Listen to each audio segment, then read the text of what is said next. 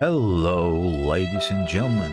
I have bad news. Snow White the movie has been delayed by almost a year. Oh, and this is just Walter White because I like Breaking Bad. The real audience reaction is overwhelmingly.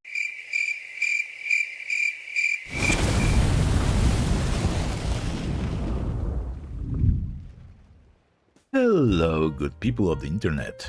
Disney has announced delaying Snow White to March 21, 2025. This delay has sparked speculation that the film may never see the light of day. It's not really surprising that people think like that, considering that the lead actress at this point has made herself into a social media PR disaster and is now considered a meme. I'm gonna stand there 18 hours in a dress of an iconic Disney princess. I deserve to be paid for every hour that it is streamed online.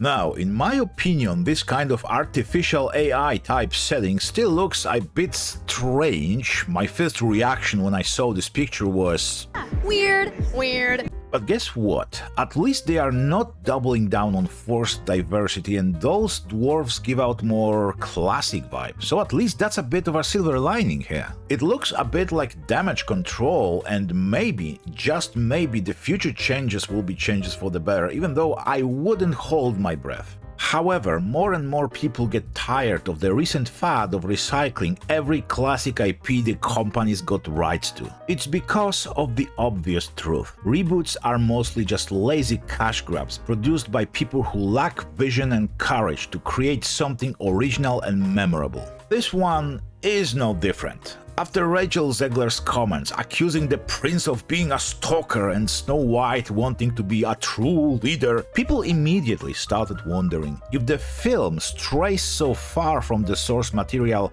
why label it as Snow White at all? With this newest picture in mind, and assuming they will finish the production, which by the way is not a given, that question may change into something even more fundamental. What's the point of recreating something that has already been made? It's a very good question. They have already tried this rebooting thing multiple times and it keeps backfiring over and over again. Yes, admittedly, the earlier versions differed greatly from the books they were based upon, but it's a fine line between modernizing the film and tarnishing a treasured original classic. The audience isn't stupid, people feel that there is something not right, which is probably why there is so much interest in Daily Wire's announced remake. and by the way, I would consider that announcement one of the greatest examples of constructive trolling, but you know what? South Park's Panderverse definitely took the cake in that regard. Now look, I do not consider myself a prophet. I obviously don't claim to predict the reception of any film, but Disney certainly doesn't hold that power either, as surprising as it may sound. Whether YouTubers such as me produce 100 videos criticizing the product or not, its success or failure hinges on the people's response. At the end of the day, the market is going to prove if the concept is good and if the model is sustainable. Not me, not Disney execs, but the audience. People who go out there and vote with their wallets. Consumers. If a product is considered non-appetizing, then it will keep rotting on shelves and nobody is going to purchase it. It's that simple. The market is brutal.